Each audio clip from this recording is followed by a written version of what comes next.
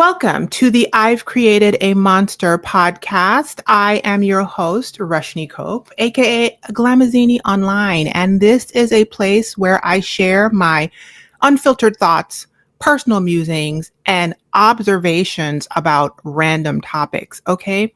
I am live with my patrons on Patreon, and usually I'm also live on Instagram, but I'm not today. Okay. Just Patreon, and the patrons are getting the whole kit and caboodle. Yeah.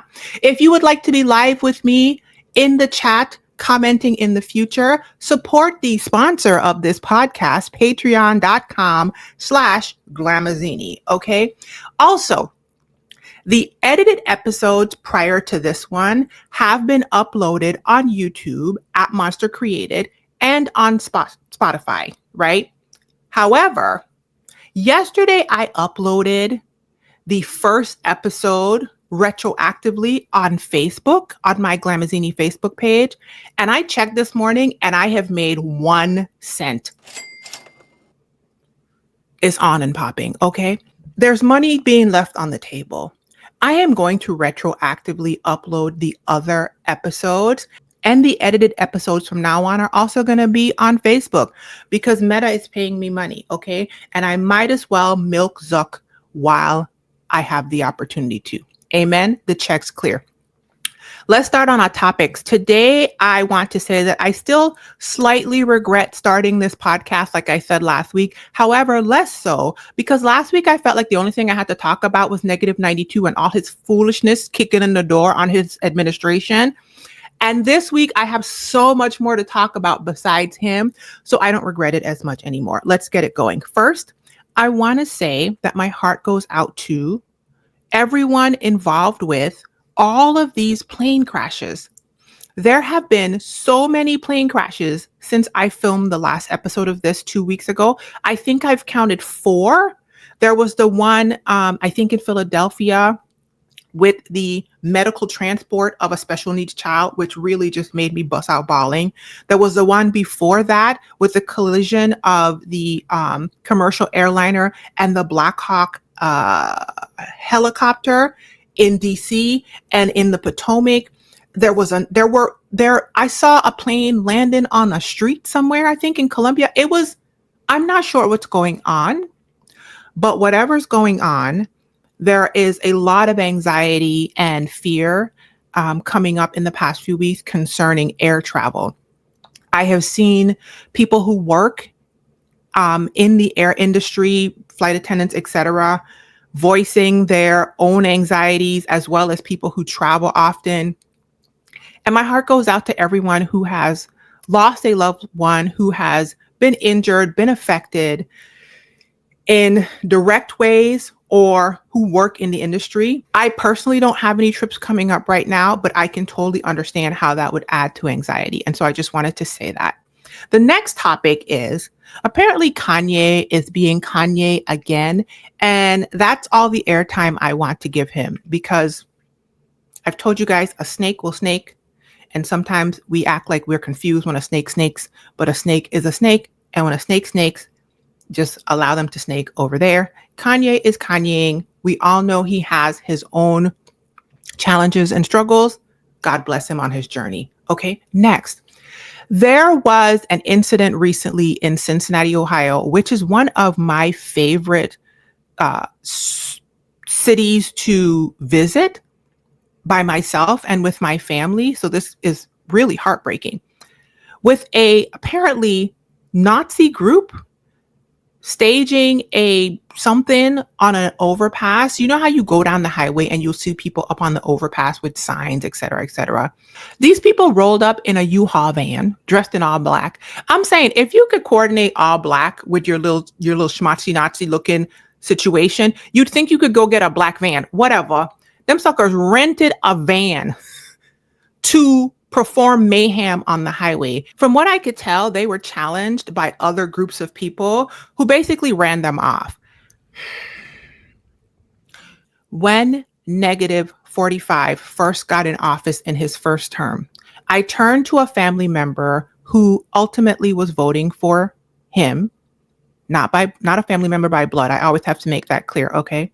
And we had a discussion about it. I said this on the last podcast, and I shared with them that evil had been emboldened. And they said back to me that evil had already been emboldened. And they were specifically talking about abortion and ligabatoire. Okay. However, several years now in the future, I look at things like this, where the underbelly of our society feels big and bold enough to be on a highway overpass. And I wonder what that person thinks. But I also realize that being around that person for so long, they don't really come off like a person that thinks. Let me just leave that alone. Okay, next. Target has rolled back its DEI, which I talked about on the last episode, and everybody was up in an uproar. I asked in my Patreon, why is it that Target was getting the biggest brunt of the protests and the backlash, specifically from Black people? And I was told by one person, only one person responded, that they think that it's because Target had their initiatives out front as much more than other places where DEI was being rolled back. Because it just felt like it didn't make sense to me as to why Target was getting the brunt of it and not all these other places that were doing the exact same thing. But the person's answer made sense in that they said it seemed like Target was using Black people for their benefit when it was conducive to their benefit, but then all of a sudden they pulled it back. So it hurt more. Okay. I had somebody on Instagram way back when Target first pulled out comment to me some foolishness about how I am fueling the capitalist machine by shopping at Target, yada, yada, yada, based off of a comment I left on Tabitha Brown's page. Here's the thing though. I ain't been in Target since last year. I am not a person that runs up in Target constantly. The last time I was in Target, you see that Care Bear and that Ursula, it was December, and I bought those for myself and I let my son use the gift cards he got for Christmas. Okay. I am not a person that's running into the Target or crossing a picket line per se. It's not hard for me to stay out of a Target. So that person that left that comment, it was ridiculous. And I blocked them because please go away. However, after the fact now, Target's pockets started getting hit and the shareholders were like, wait a minute. How come nobody told us that there was going to be repercussions, financial repercussions for pulling back this DEI? And then there was talk of like shareholders suing Target or something like that. I don't know if they actually sued or if they threatened to sue. And then something about Target considering putting the DEI initiatives back in. Listen, I don't have it in me. Okay. Ironically, a lot of the companies that are in Target that allow me to purchase from their website directly, like Prequel, which is a company that isn't Target, but I've been buying from them directly, right? Like the lip bar that I buy directly from their website. I already have a tendency to go directly to the people's website and just buy the items from there. So I don't know what's going on with Target. Apparently, I am passively part of the protest because I'm not up in there and it just makes me not run up in there per se. I know that people were big mad at Tabitha about what she said. I am not, because I totally understood what Tabitha was saying because I understand nuance and I am not a black and white thinker. Let's move on. Onijah Robinson has gone viral all over the internet. Okay. She is a Black American woman who said that she went to Pakistan because she was going to get married to her 19-year-old boyfriend. Okay. And he apparently ditched her. His family hid themselves, and she has refused to leave the country.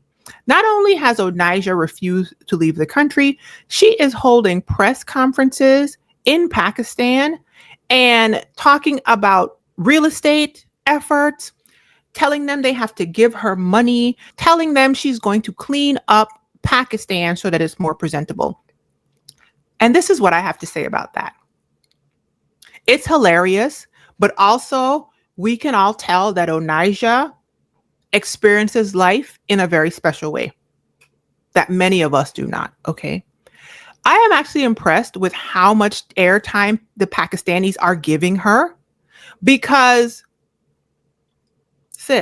we can all see that Onijah, like I said, is definitely experiencing the world differently than we are. Okay. I am, though, having two thoughts. One, her going on press conferences and telling the people of Pakistan that they need to clean up this country and it needs to do better is reeking of colonizer to me. And y'all know I like to point out when I smell colonizer. Okay. I don't care who it is, black, white, whoever it is. There's a little bit of colonizer in you if you have America as your place of origin. Okay. And so, girl, how you gonna go to the people country and tell them that they got to do better based off of whose standards? That's my first thought. The second thought is all of these people cosplaying Onijah and making their babies cosplay Onijah by putting like ashy stuff on their forehead, drawing on very harsh eyebrows and covering their hair and putting the sound over it on TikTok have brought me so much joy, especially the babies. Okay. It is the funniest thing to me. God bless Onijah on her journey. And I hope that she is released to whatever God has for her. Okay. Next, Babyface was at the Grammys, and apparently the Associated Press was talking to him. And in the midst of the Associated Press talking to the Babyface, okay, these two women decide that they want to talk to Chaperone. I hope I'm saying her name right. I don't know who she is. I know of her just because I live on the internet and I've heard of the woman's name. If you ask me to tell you a Chaperone song, I wouldn't be able to do it, okay? I know that she looks like a porcelain dolly. That's all I know. And them suckers had the audacity to shoo Babyface and try to get to talk to Chaperone because I guess they figure Chapel was, or is her name Chapel or Chapel? I don't know. Y'all, I'm almost 50. At this point, I've just given over to it. Okay. Whatever the girl's name is, Mrs. Roan. Okay. And they shooed Babyface. And Babyface was like noticing that he was trying to say something to them and that they were totally having another experience. And he said the most epic thing. He was like, oh, you want to go do that. Go do that. Three things. One, how dare you be that rude to the Babyface? It's like they didn't know who they were talking to.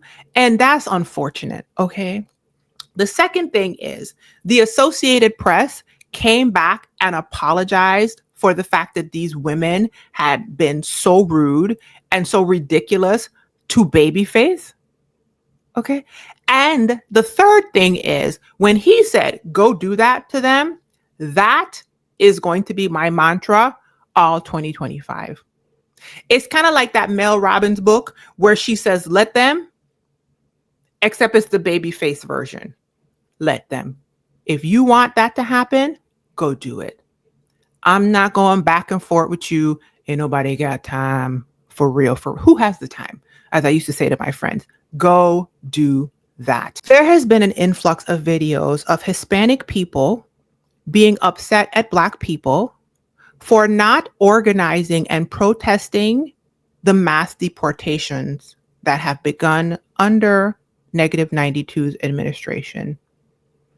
My thoughts on the matter are, if you look at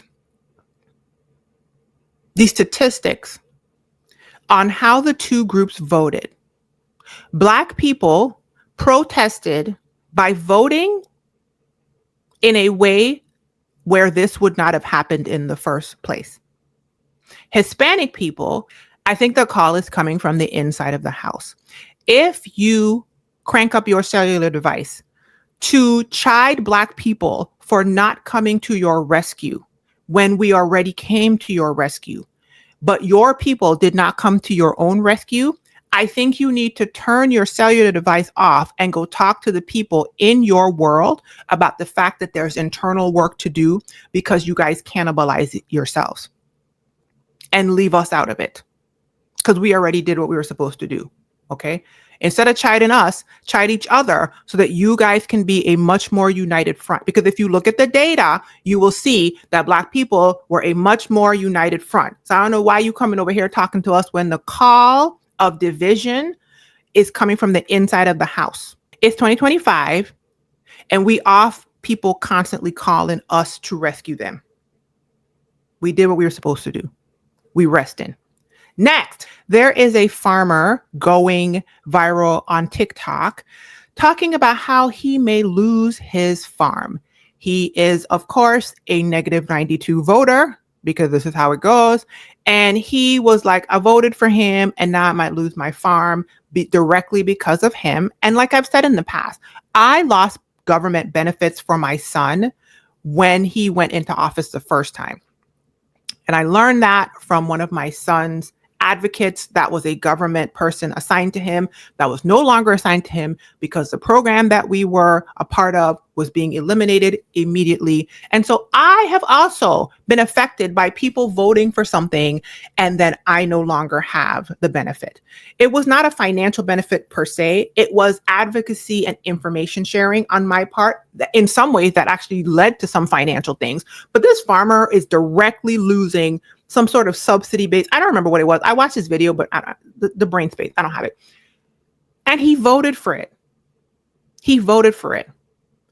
I was impressed because there is another farmer, an older person, an older white man that came on and explained to him that he is not a FAFO person, F around and find out type person. But he is wanting this younger farmer to understand that you voted for that. And the first step is to admit that you were lied to and that you may have misunderstood what you voted for. Listen, the only thing I have to say to that is the same thing I said prior. There's a young white male farmer and an older white male farmer talking to each other. And I'm sitting on the outside observing it because they put it on the internet. Okay. The work needs to be done on the inside. The work needs, and I love that for them. I love that the work can be done on the inside and they can talk to each other and they can explain to each other how they were lied to and they were played like a fiddle by powerful men who pump propaganda into their heads and they are easily manipulated for the gain of other people. Yeah? Yeah? The last thing I'm going to talk about before I talk about the Kendrick Lamar concert yesterday, because I'm filming this on February 10th, is there is a lady on TikTok who originally said that Beyonce should not have won Best Country Album at the Grammys for Cowboy Carter. Let's go back. Beyonce won Album of the Year finally at the Grammys. I'm a late blooming Beyonce fan based off of and due to my nephew, who is a huge Beyonce fan. Cowboy Carter is one of my favorite albums of hers. I know it's not everybody's cup of tea. However, I grew up listening to country music with my dad. And I love how that specific album gives me so many layers of commentary, of genrelessness, of callbacks to people that I grew up listening to. It just feels, the flow of the album just feels right to me. I mean, even down to the fact that I used to be mocked by my friends for sitting outside the club, listening to opera music, listening to arias in my car outside the club. And then she snuck in the Caro Mia, but it's amazing to me. Okay. So this lady, and Beyonce also won Best Country Album of the Year, right? When apparently she was snubbed by the Country Music Awards. So to come to the Grammys and win this is very telltale. This lady was on TikTok saying she shouldn't have. And of course, people probably went in her comment section and was saying what they were saying to her. I don't have the energy or the desire to do that much lifting for somebody else. But when I found her, she was changing her ways, I guess, and deciding to review the album, listen to the album, one song at a time, and make videos about it. She's been going viral doing this. And my thoughts on it is when I first saw her, something about it felt wrong. You see my body? If you can't see me because you're listening on the podcast, it felt a little skeevy. It felt a little itchy in my nervous system. And I just couldn't put my finger on it. I don't know if I commented on one of her videos. I may have, or I just sat back and was like, that's interesting.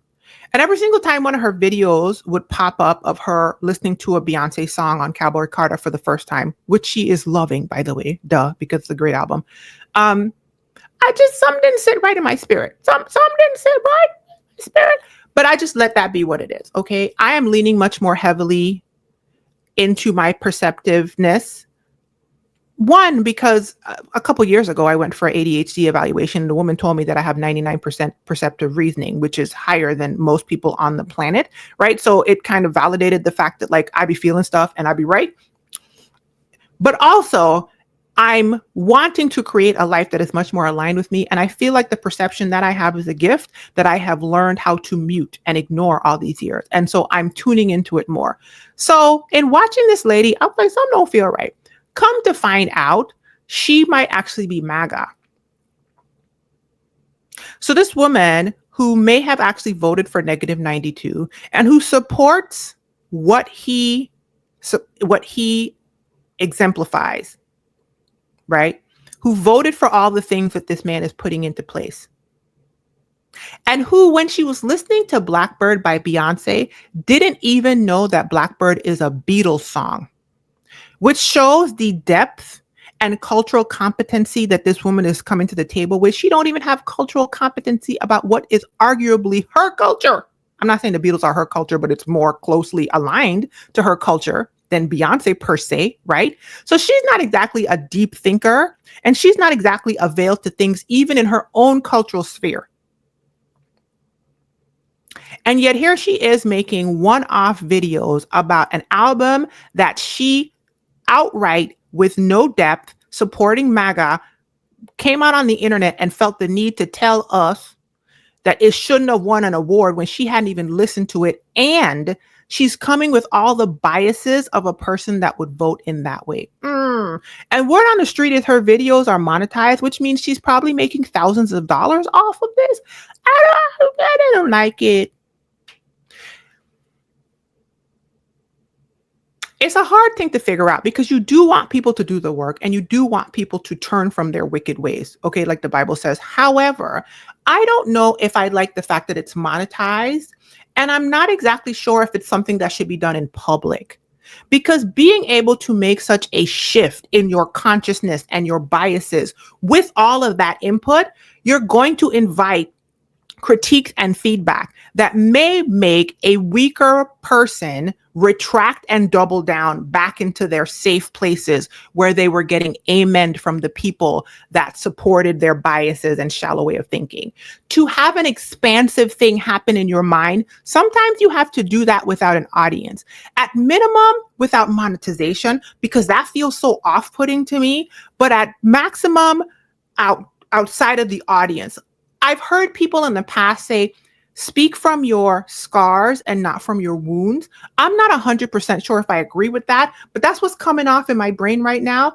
I'm not sure that people, unless you have a very strong anchor and desire to grow and change, that you are able to grow and change while getting the input of thousands of other people on the internet. And I think that goes for not just her. I think that just goes for a lot of things I see on the internet. I do understand, though, the dichotomy of being a spectacle, which is what I call it. I'm not saying you intend to be a spectacle. I'm saying as a consumer, I kind of call that spectacle content. Being a spectacle does garner you a large following because everyone likes to rubberneck and crane their neck at a spectacle. And so you can have a large following and some impact, but it also does fall on you. The weight of that can fall on you. And if you can't carry the weight, where this lady has shown that she didn't even know that the Blackbird song was Beatles, doesn't exactly give a person who's trying to do weighty work. But what do I know? Okay, I might be wrong. I'm just a woman on the internet wearing cheetah, leopard. I don't know. Are these cheetah or leopard? I never thought that I would eat my face. And now let's talk about the Kendrick Lamar concert. Yesterday was Super Bowl 59. The Philadelphia Eagles and the Kansas City Chiefs went head to head, and the Eagles whooped the Chiefs back and forth like the Hulk whooped Loki. I think the Chiefs were going for a three-peat. You think I would know because I'm in St. Louis and Kansas City is so close by to me. I don't care about the sports. I watch the Super Bowl every single year because I am a former Anheuser-Busch employee and I am addicted to the commercials. I don't know nothing about nobody. I don't be paying that much attention. The one guy with the curly hair, his hair was dry. It's always dry, and I'm traumatized. There was some dude on the bench that had a 4C situation that I was quite impressed with. I was told I'm not supposed to be calling out people's hair textures. I'm supposed to be watching the game. But I'm just saying, when I look at the screen, that's what I'm seeing. Okay, I'm seeing hair. So the Kendrick Lamar concert included this game, and apparently Kansas City was just not in it. For the majority of the time I was watching this thing, their number said 0. I'm wise enough to understand that if one person has 27 and you have 0, you're losing. If one person has 40 and you have 0, you're also losing. So eventually at the end, even though the person I was watching with was screaming at the TV like Job's wife that they should give up, I was like, you should keep trying, okay? Because I don't know, whatever. And they did, and they eventually did score some points, which I think is the objective of the game, right? So the Philadelphia Eagles won the game that was wrapped around the Kendrick Lamar concert. And a few thoughts on the entire experience. One, Travis Kelce, who I do know is part of the Kansas City Chiefs. Now ask me what he does in the Kansas City Chiefs. Me, no. Okay, I have no idea. He showed up at the Super Bowl dressed like a 70s pimp. I wasn't mad at it, actually. I'm here for expression. He's also dating Taylor Swift. And what I want to bring up is the fact that -92 was actually at the Super Bowl, and that's probably why the Chiefs lost. Okay, he probably jinxed them, but whatever. We're not going to go there.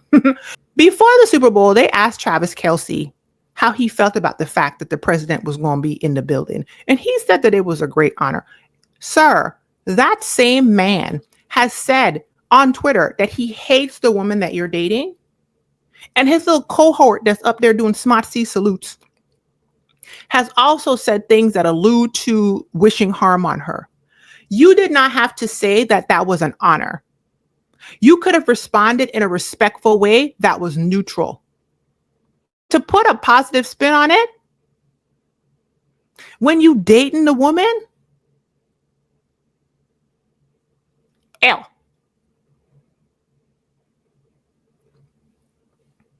Now let's talk about commercials. My favorite commercials during the Kendrick Lamar concert were the Harrison Ford Jeep one. That one really made me feel amazing.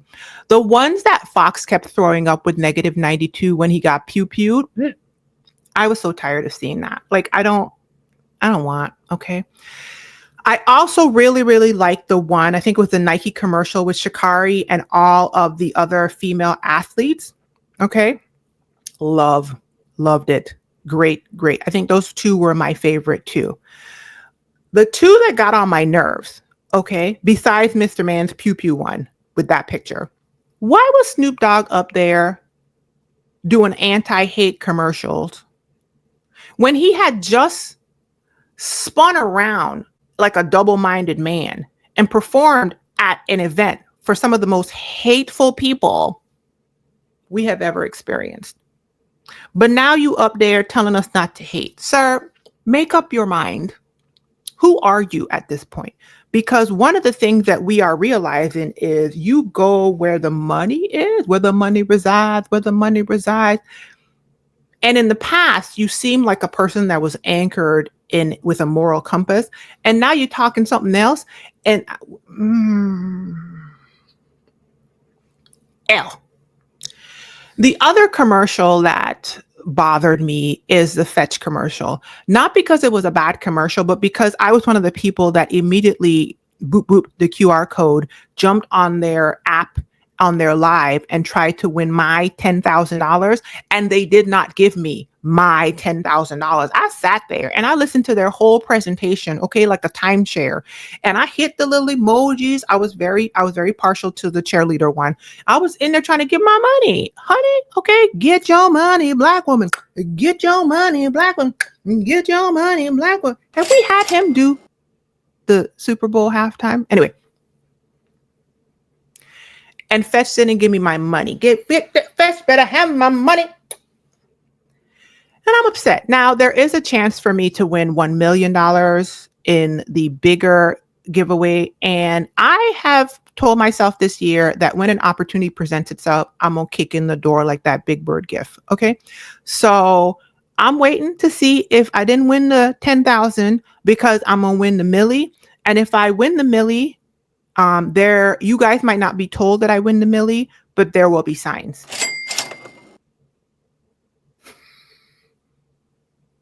Okay. The Kendrick concert. All right. Let's talk about the Kendrick concert and let's wrap it up. Kendrick Lamar won 5 Grammys last week. One of the Grammys, 8,000 of the Grammys were for the song Not Like Us. Not Like Us was a song specifically created as part of a rap battle, I suppose, against Drake. So Not Like Us is a diss track in the same way that any other rapper would come out with a diss track because they're going back and forth because they're beefing, right? Beefing, going back and forth and sparring for who is the best is a foundational tenet of hip hop culture. Yes? If you want breakdowns on how Drake and Kendrick got to this point where Kendrick's diss track is winning a Grammy for every WAP in the song, 5 Grammys. Okay. And a week later, he is doing a diss track as part of his Super Bowl halftime performance. I will try to find links to people who have done exquisite breakdowns of the whole thing so you could see the decade-long progression to this. Kendrick's performance was great. I heard some people saying that it was all about Drake. It wasn't. It's just because he kept teasing Not Like Us in and out. But you could also say that he's teasing the song that just won a Grammy last week. And then I also heard some people saying, well, he wouldn't have had the song without Drake. Of course, it's a diss track. That's by definition. I don't even understand the point. Okay. Yes. I wouldn't be wet if I wasn't in the water. The point makes no sense. However, Kendrick's performance was exquisite to me. Now, I see some people saying things like it was low energy. And I believe that the reason they're saying that is because those people specifically prefer high energy performances, correct? It's kind of like when you go on a cruise and some people like to go to those manufactured, purchased islands that the cruise lines buy and just make like an amusement park on the island. That's like a fake little Disney World thing. Some people actually prefer that. I've actually heard people say they prefer that as opposed to just going to like a real Caribbean island. I think it's just a matter of taste. Okay. Some people are going to have big amusement park type production numbers that are for your entertainment, but they're not performances with depth. Okay. They're not for your edutainment and they're not for commentary. Kendrick has never been that person. Kendrick has always brought intellectual, layered performances everywhere he can. His performances have messages, layered in messages, layered in messages. They don't go up to fireworks and an amusement park. They go down to critical thinking and the ability to parse details well and the love of commentary.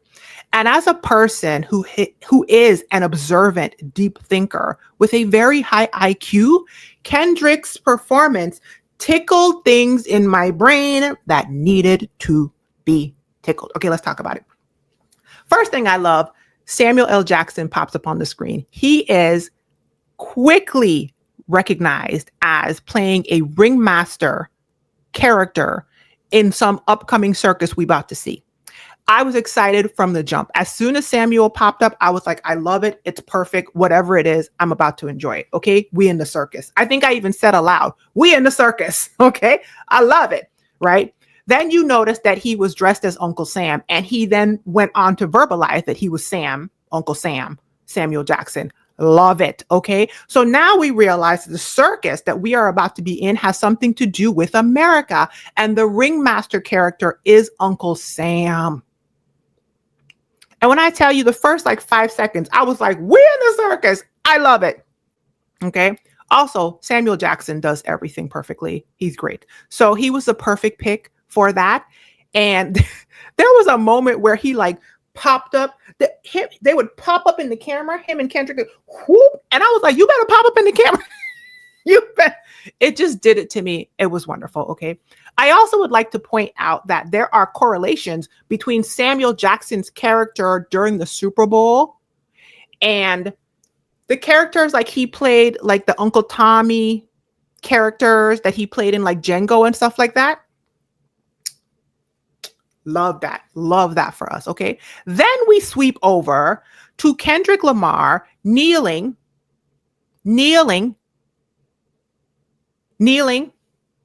Remember the whole controversy with Kaepernick kneeling on the hood of a car, right? I don't remember what kind of car it was. Old school car, right?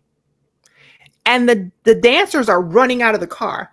By the time the 2 or 3 dancers popped out, I said, ooh, it's a clown car. I also said that aloud. I was like, we in the circus. Now, I will say this. One of the things that I didn't love is that the circus didn't really continue as much as I wanted it to. I wanted more circus. And when the ringmaster showed up and the clown car showed up, I just knew I was about to see a commentary on the American circus. That's what I thought I was about to see. I didn't see as much. He could have gone further with that analogy and that metaphor, and it would have just made my heart sing.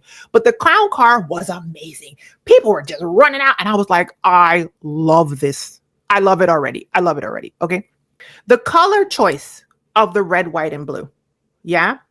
The women that first came out were in the red. They all had the bob with the little matching piece of streak in it. And there were men in red, white, and blue. The dancing was a group of like 4 women were out there switching up the dancing at the beginning and then later in the production. But for the most part, the dancers were Black men.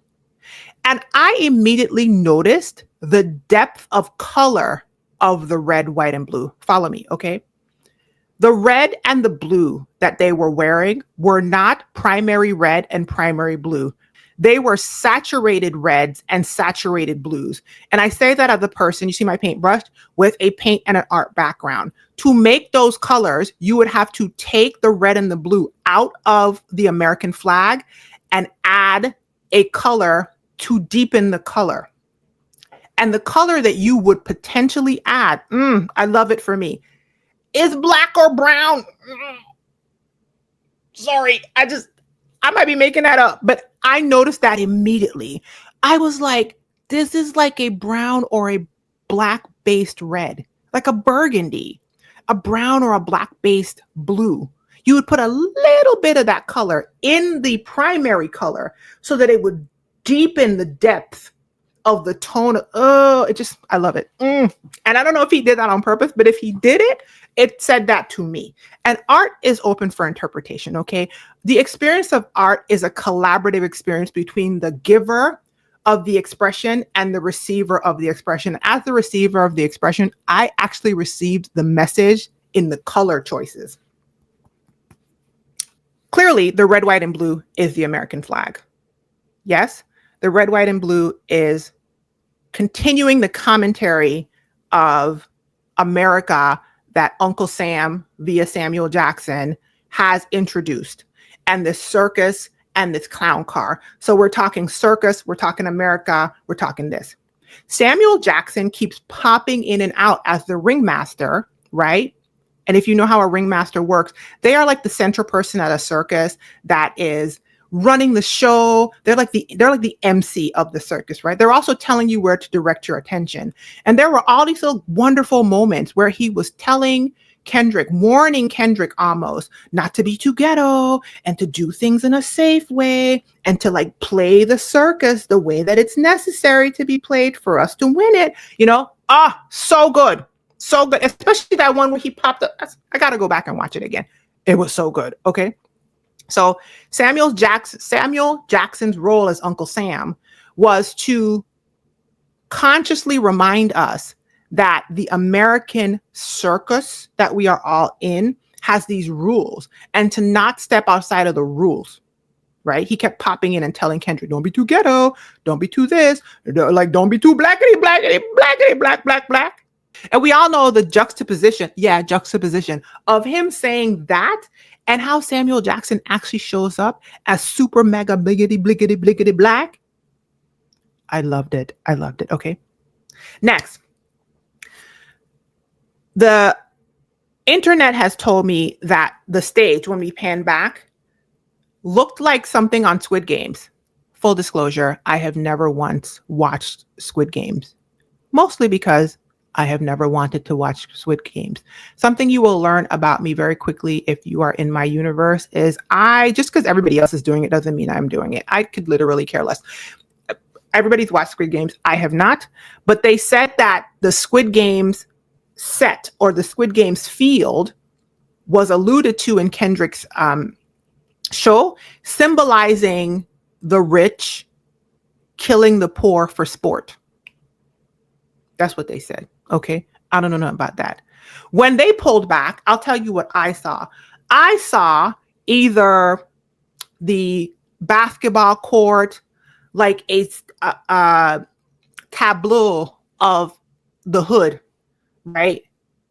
The streets and the hood, the street light, and a very typical experience that many of us had with the court and the street light, and you got to be home before the street light come on. And especially the part where there were all the black men sitting at the base of the street light, kind of harmonizing to him when he was rapping. That kind of like sit around and shoot the breeze and community, people playing dominoes, hopscotch, basketball, what we all kind of grew up with. It made me feel like I was put into a very recognizable black space. And they were expressing themselves and he was singing. While in the background, Samuel Jackson kept popping in and telling us not to be too black. Then, out the blue, here comes Serena crip walking. Now, I was excited to see Serena, but it took me a second to figure out what the significance of her being there was.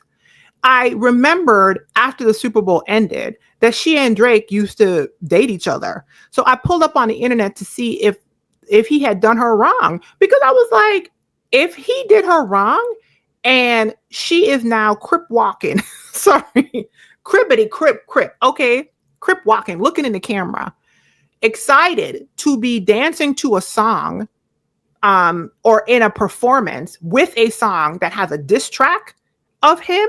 Was she crip walking too? Not Like Us? I think she was. I'm not sure. I can't remember, and I'm not going to look it up. But I'm sorry, what did he do to her? Because if that's the case, that's exquisite, okay? I also saw that somebody said that could also be a way of Kendrick saying to protect Black women, because if she was disrespected by Drake in some way, shape, or form, her now taking her power back and crip walking on one of the largest stages on the planet is very important, and a huge message is being sent. I also heard people say that there were lots of messaging in Kendrick's jacket. I wasn't totally hip on what was going on with the jacket. I did, however, notice his pants, and they were like bell-bottom pants that went over his shoes.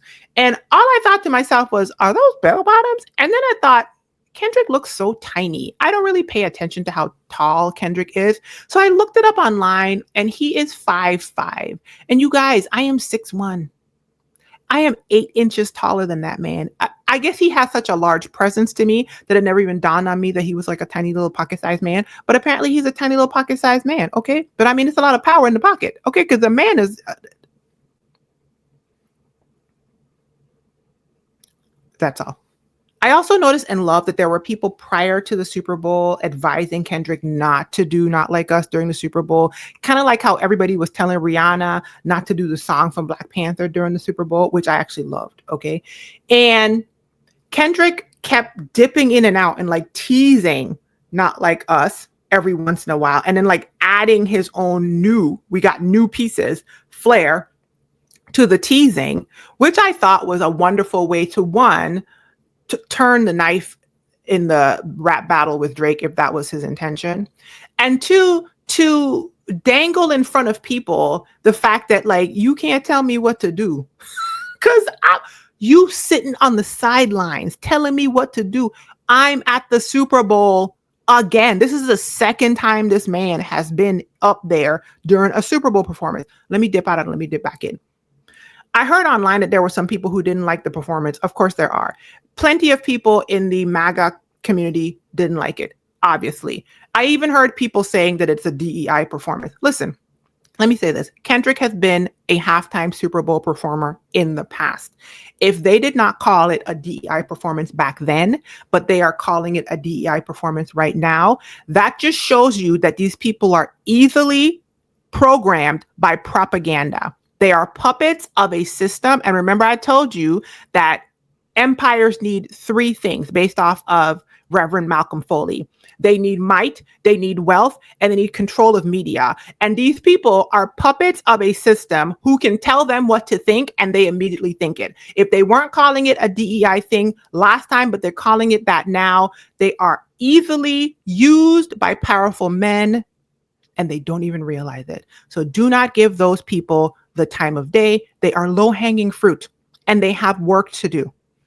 Move on. Okay, back to Kendrick dragging out Not Like Us. He teased it, he pulled it back. He teased it, he pulled it back. He teased it, he pulled it back.